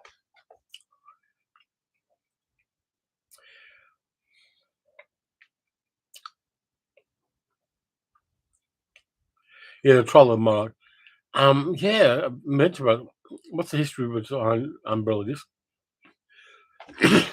They've been going for 20 years now and they've been putting things up. They started out putting out cult films and Australian films on DVD. Not sure they ever did VHS. I think they started out at the start of the DVD era. And they got the rights to do certain things in Australia. They also got a whole bunch of exploitation stuff, which they put out. They put it out fairly cheaply at the start. They're going up market now and doing lots more box sets. But they're the people that actually hip people to physical media of Australian cinema and exploitation cinema in particular. Really nice company. I deal with them a fair bit, and they're now sending me things, which I love, of course, and I feel grateful for. But Umbrella and Madman were the two big ones in Australia at the time, and Viavision. There were some earlier ones in the VHS days, like Magna Films and Force Video, and they kind of fell by the wayside. But Umbrella is solidly in favour of getting quirky things to an audience, and I love them for that. And they're going from strength to strength with online selling now. They're doing a lot more things internationally. They're doing those gimmicky box sets because the gimmicky box sets sell. They'll do like a 1,500 run of them or a 2,500 run, and they will sell out because people want this stuff. They want collectible movies, and Umbrella is very good at doing that. James Cameron, I've got a problem with. But do I recommend anything in particular? What I recommend is you go to the Umbrella website, and I'll put a link to the Umbrella website for you, and just browse. There are going to be some things there that are crazy cheap. There are things that are like $10 Australian. If you want a bunch of old westerns and you can show region for discs, you can pick up a whole bunch of old westerns for $10 each, and good ones too. Not your shit western. But there's the link. I think Umbrella would go streaming. They're not inclined to. I think streaming is locked down in Australia by much bigger companies than Umbrella. Umbrella is creating artifacts for people to treasure. And I like that. In the same way the Criterion is, in the same way that Imprint is, in the same way that Kino Lorber is. This is, they can afford to bump the price because things are a bit more expensive. But they're really great at finding obscure things and pumping them and giving value added and adding extras to it.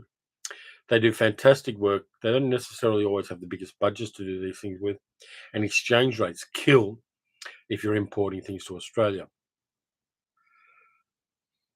Yeah, Umbrella still has some good stuff. I was looking through some of my old Umbrella stuff, Damien, like the ABC of Love and Sex Australia style and Australia After Dark.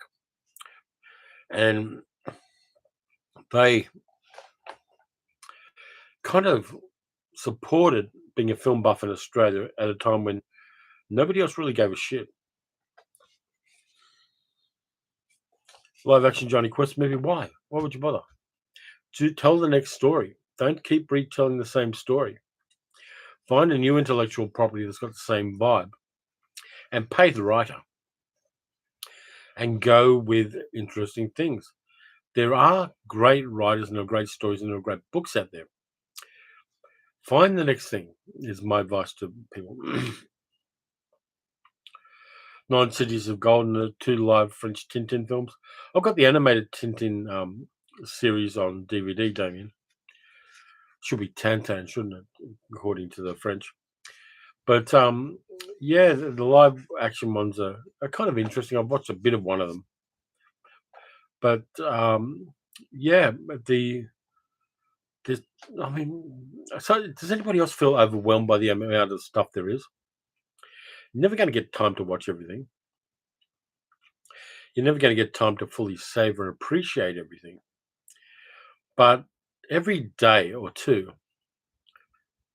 you find wonderful things that you want to see, and you try to find them. You may find them, but it overwhelms me sometimes. It's like, that UHF movie with Weird Al, where Stanley Spadowski gets the kids to drink out of the fire hose.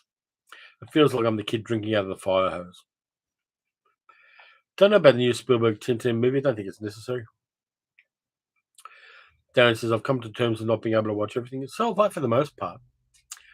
But there are moments, you kind of have moments when you're a bit tired and suddenly you're jolted awake by the fact that you've got an enormous pile of things on the desk. And there are 85 more things that somebody told you about today that you're going to go down the rabbit hole of.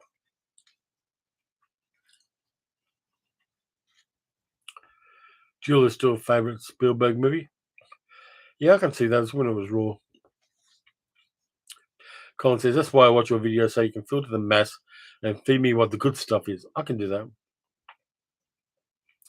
Yeah, middle-aged geek girl, it is crafting and console gaming. It's in a whole bunch of things. We have never had as much access to cultural artifacts as we have right now. And hopefully in the future there'll be many more.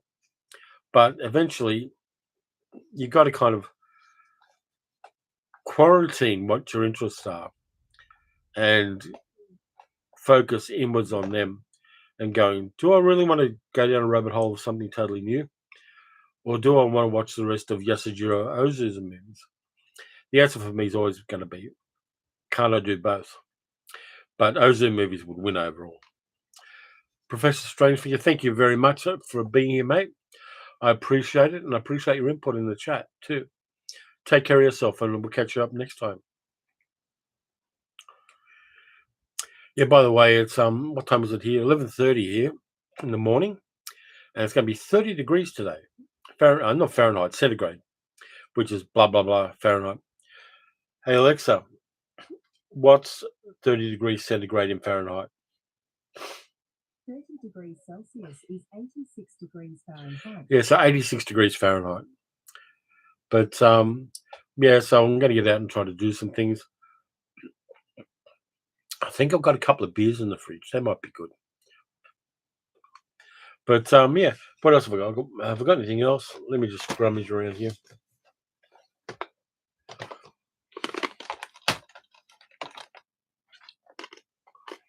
Rick Astley again. I've got one more thing. Haven't watched all of these, but I should. The A for Andromeda series.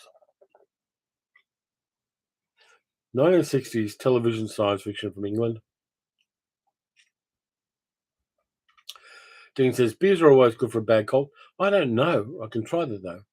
I'm willing to experiment. I've got one beer left, so I'm going to have that. I usually put a 6-pack in the fridge, and it'll last me a month. So I'm not that big on alcohol in general. 1941's your favourite Spielberg movie? Yeah, why not? Yeah, they did do a remake of Andromeda, but this is the original one with Julie Christie and Susan Hampshire.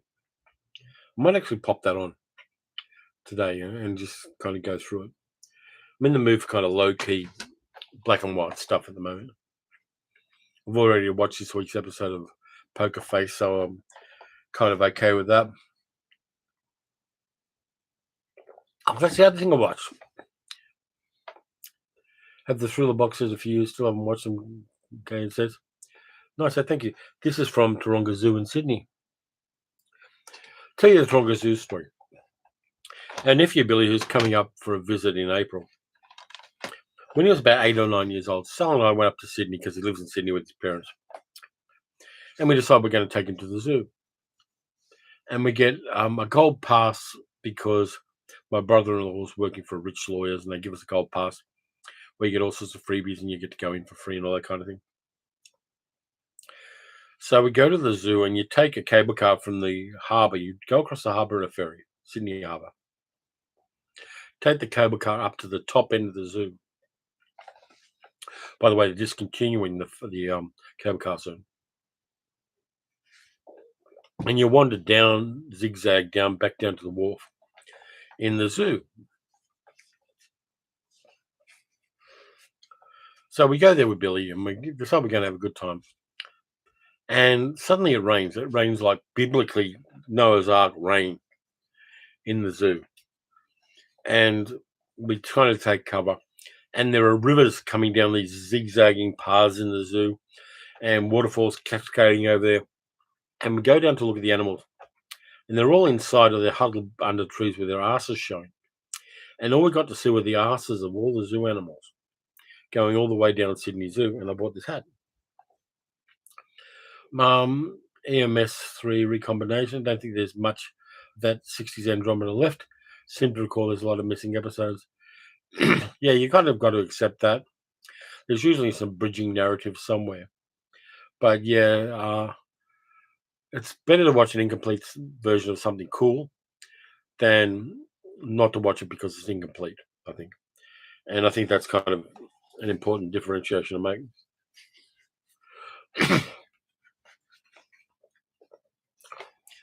Yeah, you did have to take. You did make a YouTube video about all the animal asses, middle-aged giggle. But yeah, we went to the. We should take Billy to the zoo when he comes down. We'll take him on a sunny day. We've got a zoo about 10 minutes away here, where you can go in a little train and wander around with the hippos and rhinoceroses and giraffes and things. We might do that. But yeah, let's see, zoo movies. What else have I got here?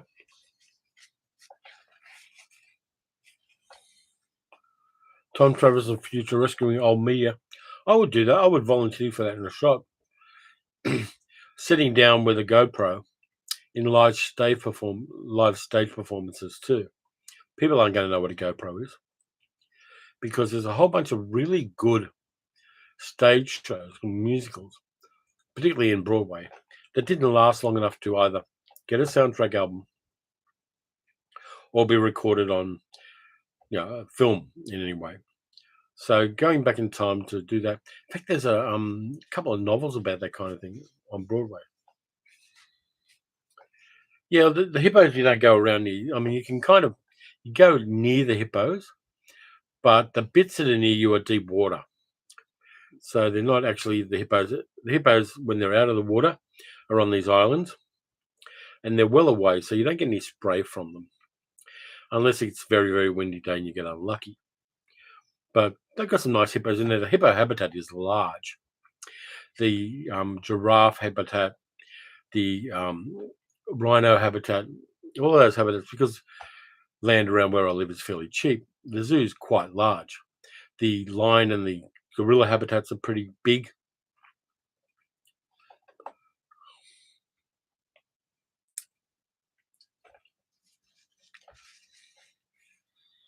Yeah, it's an open range zoo and it's great. We love it. And also, they've got a nice cafe. Where you sit in a cafe, you have your espresso and your croissants. And behind the glass right next to you, there's a whole meerkat colony who chase around and play around, and they come up to the window and look at you. It's just the best vibe, that zoo. We don't get there often enough. We've got annual passes to the zoos, but we don't use them for some reason. But I think we should. And just kind of grooving with the animals around is a lot of fun. And they've also got an open area where there are kangaroos wandering around in an open space. Is there a drought? No, we just got tons and tons of rain. We're still getting tons of rain.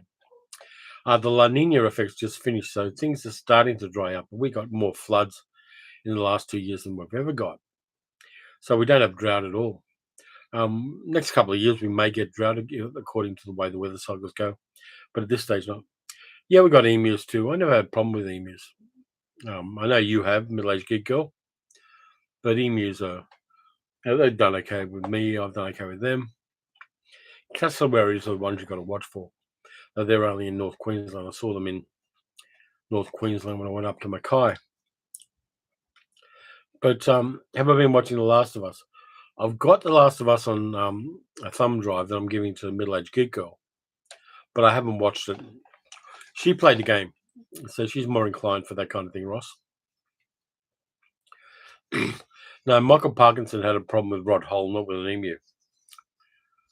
Yeah, Rod Hull was an asshole. My Mika said me money on car insurance. Yep. Yeah, so middle-aged geek girl will be watching The Last of Us series. But for me, I've got so much else to watch. Oh, that was what I was going to mention. Just picked up the whole season of 1973 Bill Bixby TV series called The Magician, where he plays Anthony Blake, a magician who has the grooviest things. He's got a beautiful white Corvette, which he loads onto his aeroplane. He lives on an aeroplane and travels around doing heroic things and rescuing people.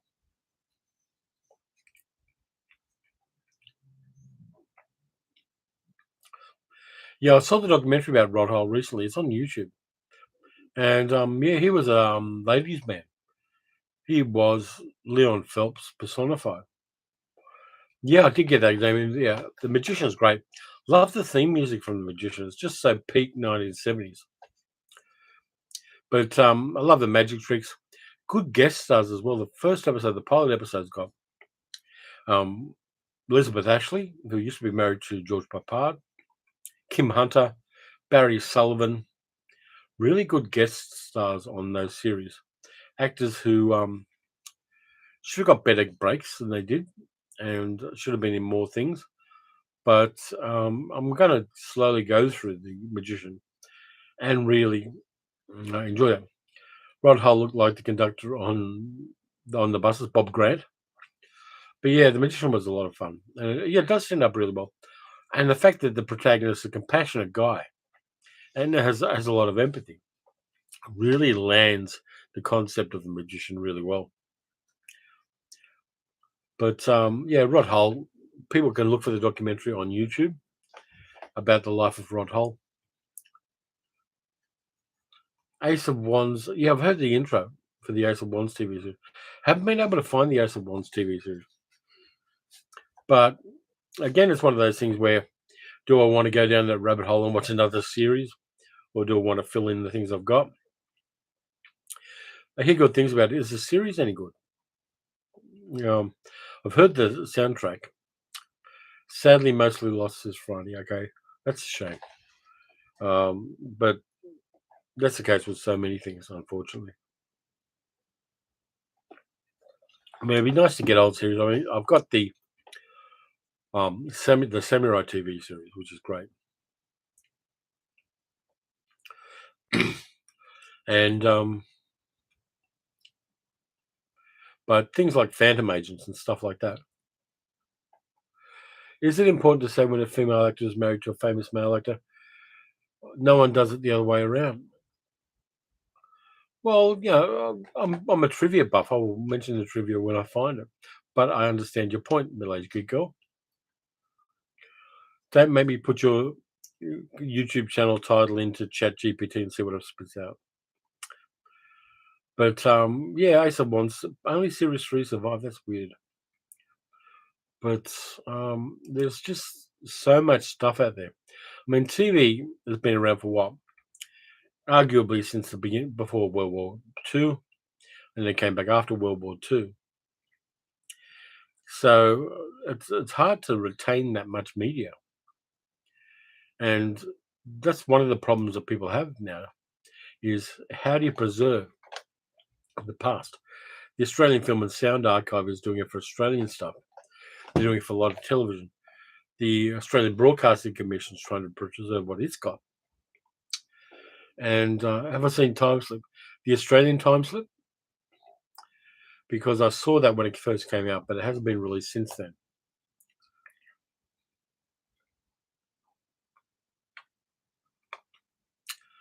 Future movies I'm looking forward to. Wednesday I'm seeing Ant-Man and the Wasp: Quantumania. I want to see where Marvel's going at the moment. And I actually got a free ticket to that, so I've got Gold Class, which is the posh one where there are fewer people in the cinema, which is a safety thing. Great. There are fewer commercials before the movie. You get reclining seats and you can order food and alcohol and have it delivered to you by people while you're watching the movie. So I've got a free ticket to that. Yep, Gary Merrill, who was married to Betty Davis. UK time slip from the early 1970s. No, I haven't seen that. Children of the Stones, I've seen a little bit of, but not very much. But there are also weird things in Australia, like Phoenix 5, which is $3.50 Australian attempt to do Star Trek for kids, which has a great theme. What we're talking about, 1970s music intros. Phoenix 5 has a great theme, and you can type in Phoenix 5 in YouTube and find very bad VHS transfers of it. But yeah, there was actually, I found this out recently. In the 1960s, there was an Australian television adaptation of The Quatermass in the Pit, which hasn't been retained. We found little bits of it, and it's been shown on a TV show. But there is a 1970s television version of Australia with Australian actors, including Gary McDonald, of Quatermass in the Pit, which people didn't know about until it suddenly emerged from the ABC archive. The Australian Broadcasting Commission has got an enormous project at the moment. Fortunately, we've got a left-wing government at the moment, so they're going to get funding. But they're trying to digitize so much of their old media to retain the history of media in Australia, and also things like news broadcasts, historic events, things like that. There's an enormous mission to preserve them before the media deteriorates in a digital form with NASA arrays and lots of backup and things like that, which is not inexpensive. But there is a lot of Australian stuff which is really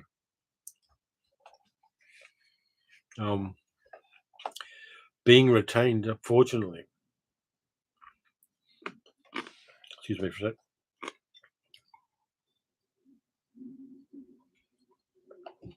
Can people hear my stomach rumbling? I probably need to get lunch soon.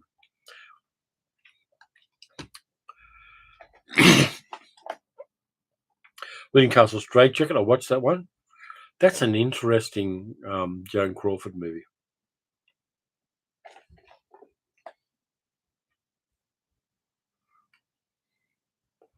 Let's see. Ian Cuthbertson was great in The Children of the Stones. It's all on YouTube. Can you make a note of that for me, middle-aged good girl, Children of the Stones? And I'll look that up later. Let's see. Yeah, the ABC did plays based on American and UK TV because they could get the rights to the scripts, but they couldn't get the rights to rebroadcast the English and American versions. Yeah, I've got John Mills' Quatermass. Interesting. It's kind of like The Wicker Man meets Quatermass in a sense, isn't it? The Stone Tape is still solid. The Stone Tape works on so many different levels.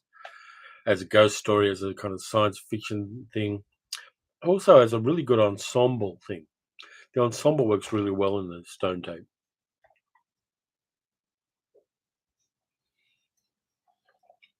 Network did have a copy of Children. Thanks, Damien. Sorry about that. Yeah, Nigel Neal. Also, Nigel Neal's Abominable Snowman from 1957 that he did for Hammer is underrated, I think. There are so many good things. Yeah, it is still scarring. It works incredibly well, and it's got that. It's like peak Nigel Neal in some ways.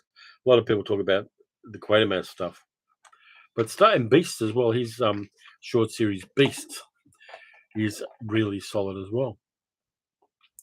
I watched those episodes, and they're kind of standalone episodes with different monsters in each.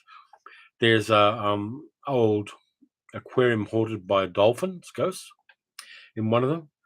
It's I like Season of the Witch because it's not a Halloween movie. It goes off at a tangent, and it does really strange things with them. Yeah, of course, yeah, the historical record of social attitudes and gender roles. Absolutely funny. And I'm kind of watching some old series at various times. I think I want to see what that woman who just gets to bring coffee in and out, what her life is like. Yeah, Beasts. Beasts is worth it. You can watch the individual episodes. You don't have to have any continuity there, but they are wonderfully creepy, and they're quite unlike anything else that was being shown or produced at the time. 10 minutes ago, Sally thinks I need a break. Poor sick love. Oh, she's being caring. Isn't that lovely? And all credit to middle-aged Giggle. She does a moderation on this. I get her up in the mornings and I make her do this, and I try to give her things as presents for doing it. Inside number 9, which almost just shows like Beasts and Tales of the Unexpected. Yeah, I mean, I've also talked about movies, series like 1990, which is kind of like a conservative party version of a dystopia where the left wing takes over and does all sorts of repressive Soviet style things. Really interesting series, but I'm not sure that it's ideologically where I want to be when I'm watching stuff. But if you haven't got Beast, you really should get it. You didn't like it? Middle-aged Giggle? Why didn't you like it? I'm going to have to try it out now, because if you didn't like it, there's a possibility I might. I'm not just doing it to be contrary, but you're sometimes a barometer for things I want to watch that you don't. And that's why we are. I watch Inside. Oh, you liked it. I apologize. Middle-aged Gig Girl. I'll have to watch it. Which platforms is it on, Middle-aged Gig Girl? Because I'll check that out. But the only thing I've seen at the moment where every episode hits is Poker Face. I think if you've watched Columbo and things like that, Poker Face is fantastic. I think we have it on DVD. Okay, cool. But it's interesting things like Poker Face and that are referencing 1970s, like stuff that's 50 years old, and reinterpreting it for a modern audience and showing people how much fun series like Columbo were. Okay. League of Gentlemen is good in two ways. First off, the movie from the 1950s, late 1950s, early 1960s, which is a caper film, and also the series.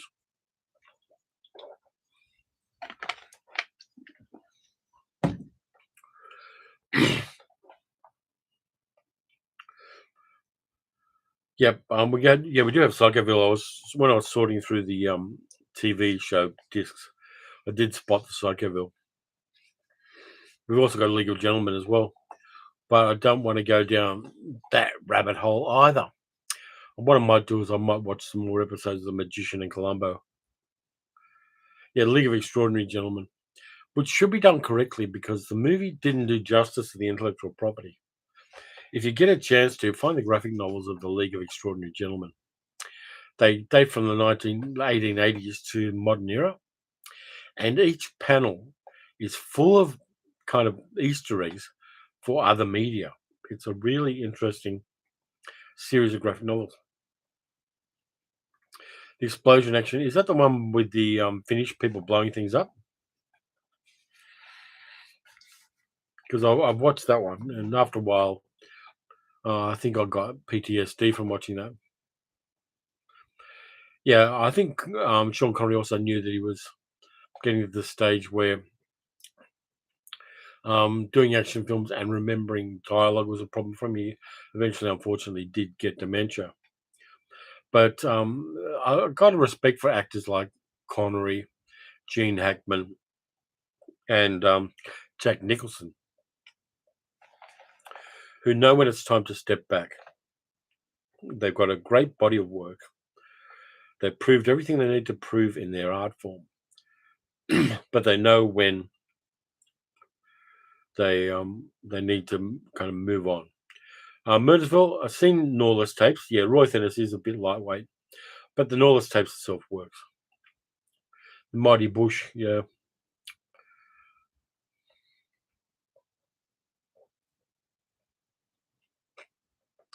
I'll have to check out Explosive Action.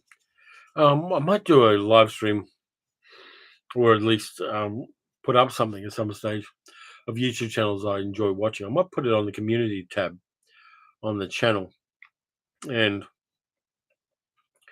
just kind of share with people this kind of stuff I'm watching. Things like Accented Cinema, which is a Chinese Canadian guy talking about cinema and talking about Asian cinema in particular. I learned so much from watching that channel. No respect for Connery's attitude to domestic violence. I agree. Having been a victim of domestic violence myself and having seen it since birth, there's no excuse. But yeah, I'll definitely check out Explosive Action.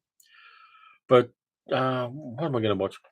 I think I might take the rest of the day off, and I'll watch probably another one of the Man from U.N.C.L.E. movies, an episode of Columbo, and maybe an episode of The Magician. I might just treat myself to something a bit restful. I'll rest my throat and my sinus cavity and kind of sit back with that. Are there any questions towards the end here before we close down the live stream?